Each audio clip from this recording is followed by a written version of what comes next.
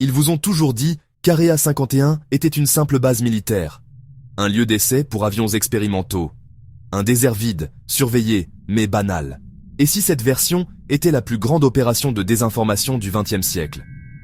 Car dès que l'on gratte la surface, un fait s'impose. Aucune base militaire classique n'a jamais été protégée comme Area 51, pas même les sites nucléaires les plus sensibles. Routes coupées, espace aérien interdit, personnel réduit au silence à vie, documents classifiés pendant plus de 50 ans. Rien, absolument rien, ne correspond aux standards d'une simple base aérienne.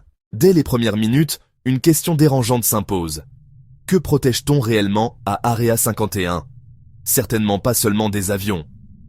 Dans les années 1950, alors que le monde découvre l'aviation supersonique, Area 51 devient le centre d'un programme si secret qu'il échappe même au Congrès américain.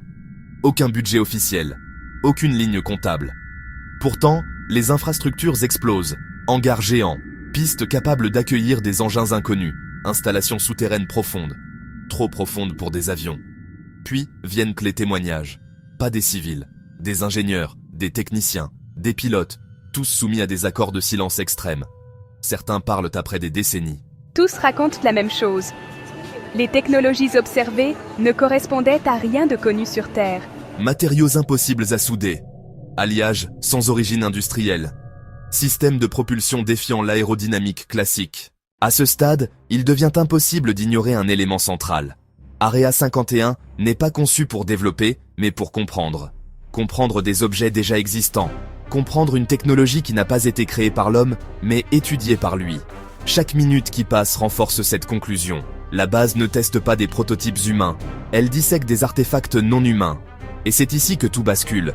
Car à partir des années 1980, les anomalies autour de la zone s'intensifient.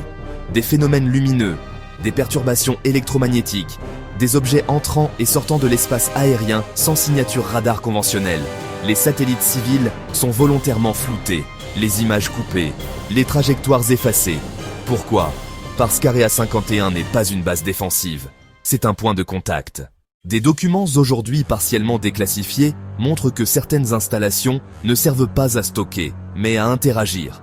Champs électromagnétiques pulsés. Systèmes énergétiques expérimentaux. Laboratoires dédiés à la communication non conventionnelle. Tout indique que la base sert à établir un lien, pas seulement à analyser.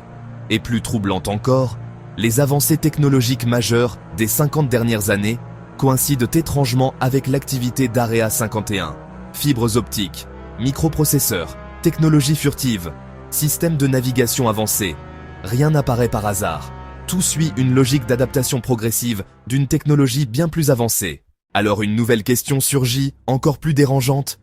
Si Area 51 n'est pas une base militaire, à qui obéit-elle réellement? Car les chaînes de commandement classiques s'effondrent ici. Le président n'a qu'un accès limité. Le Pentagone n'a qu'une vue partielle. Certaines décisions échappent totalement au pouvoir politique. Area 51 fonctionne selon une hiérarchie parallèle, transnationale, opaque.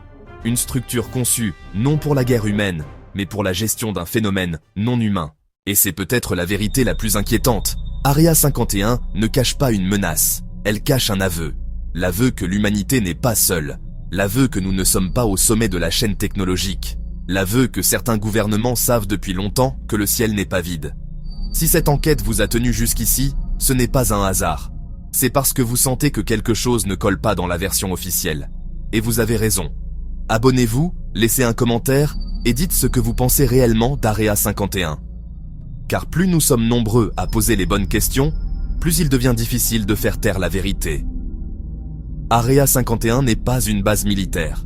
C'est le lieu où le récit humain commence à se fissurer.